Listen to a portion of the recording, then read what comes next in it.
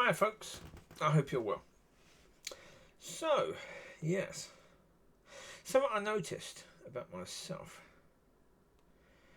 is that I've seen a few things in whether it's film, TV program, or even YouTube videos, but where you have a bully and that bully gets their comeuppance. Somebody deals harshly with a bully. I have no problem with that at all. When I see that in a program, I actually am quite pleased that that's happened because, well, for me, I cannot stand bullies. Cannot stand bullies. Never have. Bullying to me is it's the lowest piece of crap, really. Generally speaking, animals don't do that. Generally speaking, they don't. They only fight because they have to, not because they're trying to be the top dog or whatever. And even a top dog that has a purpose, bullying. Yeah. And every school has a bully, and most schools deal with it badly. Those bullies grow up to be bullies in the workplace. Well, certainly did in the past. Now we have left-wing, weak, pathetic bullies who, as soon as you say something, they threaten to say that you offended them, so you can be sacked. That's bullying. It's still bullying. Trying to force someone to do something with the threat of harm in some way, that's bullying. And to me, no.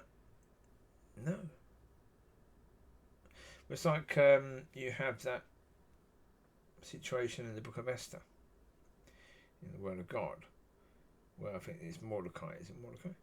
Well, I think that's the name of the person anyway.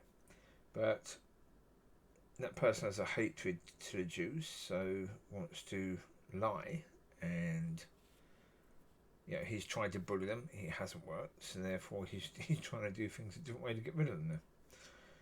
And he ends up being crucified on the crosses that he's actually produced to kill off all the Jews. Brilliant. No problem with that at all. Absolutely no problem with that at all.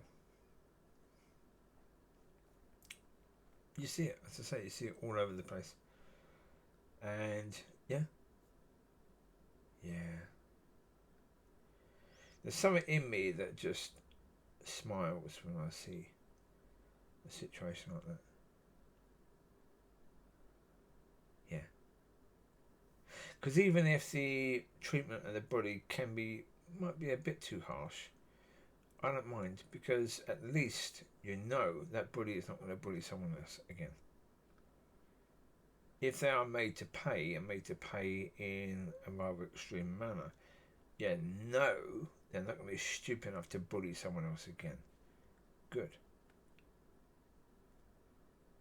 I was just watching that film Megan 2, or even the film Megan, the robot, who's made to protect the child, the girl. In the first film, a boy is bullying the girl, and the robot comes and deals quite harshly with the boy. But again, no problem. No problem at all, because that boy is never going to do that again. Never going to bully anyone else again. So therefore, what the robot did to the boy was extreme, but it would have done the trick. And so I don't have a problem with that at all.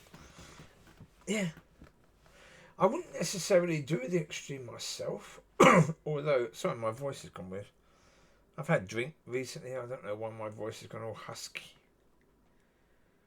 I've not been smoking cigars or anything. It's just gone weird.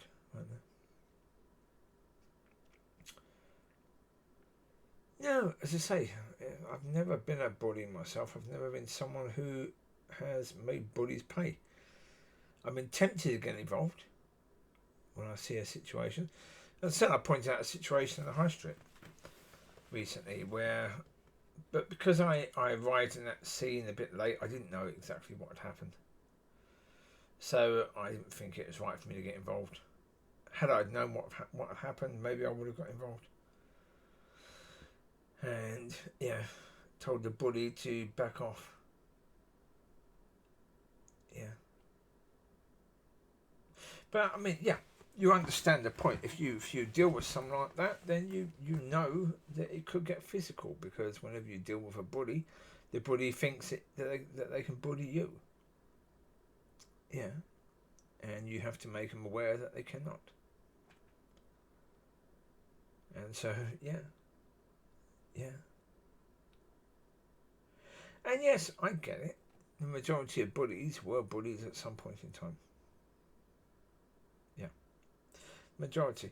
Although I think with so many bullies, it's simply a case where it's because their parents, don't necessarily bully them. They might just give them everything they want, and so therefore they believe it's okay for them to take whatever they want, because, they do that at home and they don't see any consequences of that. And there are various reasons why people become bullies. Generally speaking, I think it's normally the one who grows bigger quicker often becomes a bully. Because they can, rather than because they're bigger. Because they have more power. They have a bit more strength. And a bit more size, so they're a bit more intimidating, so therefore they use it. They realise that they're a bit more intimidating and how people react around them, and they quite like it. And so therefore,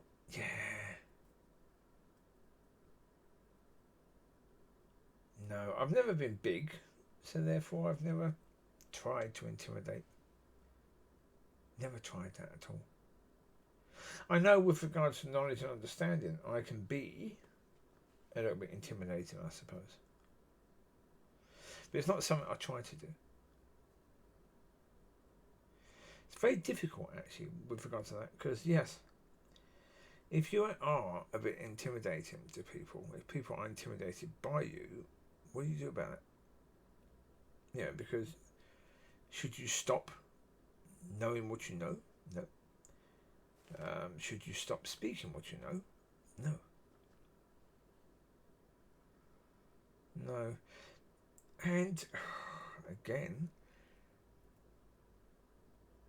I don't know, because if I'm not going to try not to offend, no more than I'm going to try to offend, am I going to try not to make people uncomfortable, or try to make them uncomfortable? I don't know. Let's say I don't try to do it either way, so therefore whatever happens, happens, and I'm trusting God on that. Really, yeah.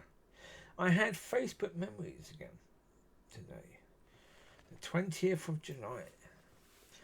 One was from 2013, when I was just days away from being evicted in the property I had in Boscombe, in Bournemouth, in Dorset, England. And the point I was making on the message in Facebook is it's a case of faith or make it happen. But really, at the moment, it's now a situation where I can't make it happen. What I didn't mention, I'm not sure if I did actually in that post, is that the previous year I'd found another place to move to, a place that had a lovely back garden and would allow me to have dogs.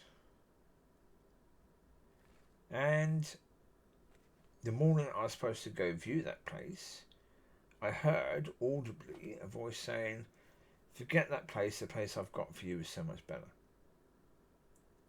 And so, okay, I didn't go and view that property. Then, 2013, it gets to May, and I'm homeless. So, rather than be homeless in Dorset, I know people up in Scotland, so I move up here, and I end up being moved into homeless accommodation in Inverness, which is a very dark, grey, depressing town centre, to say the least. It's horrible. And at that point in time, that's when God says to me, "You've been fighting depression since childhood." And suddenly depression came in, with a massive rush. Yeah, while living in homeless accommodation. Yeah, that was fun. And then, of course, I moved to where I am now. Got these doggies, and then so it would be 2021. So yeah, about 7 years after. God wanted all my dogs to be taken away to break me again, to have that worst fear of losing my family. And yeah, oh, it's still so annoying when it gets to the point where I get to the end of that bit. It's in my mind again, saying, okay, I believe that was done for a purpose. I believe there are signs that things have improved, that I am now not the same person. But for other people, they can't see any of that at all. All they can see is that my dogs were taken away. All they can see is that I was put in homeless accommodation. And yeah, they can't see anything that suggests that God wanted those things to happen for a reason. That's annoying. Still, because obviously he's still waiting for there to be evidence of that, and we're still not there yet. And so, yeah. So we are now, nearly 4 years after these doggies were taken away from me. Yeah. So Molly, Lucy, and Chewy are going to be about 11 now. About 11 years old now. Yeah. Amber will be about 8 years old. Riley will be about the same. Yeah. There's little Riley. There's Smiley Riley there. Yeah. All of these things are quite annoying. When you're waiting for the evidence, it's bloody annoying. To a certain degree, yeah, it happens a lot in the Word of God. Doesn't it? It does happen a lot in the Word of God. That God has said something, the person is therefore saying it. But then, obviously, it's up to God to clarify that is true. And so therefore, we have the situation with David.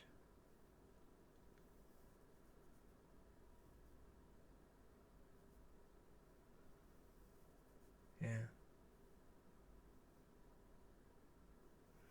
That took a bit of a time, didn't it, really? To be revealed so that people understood, so that other people could see it. David knew that he was supposed to be the king. There's lots of examples of this. So anyway, it is what it is. Well, Abraham, wasn't he told a long time ago, all of this would be yours?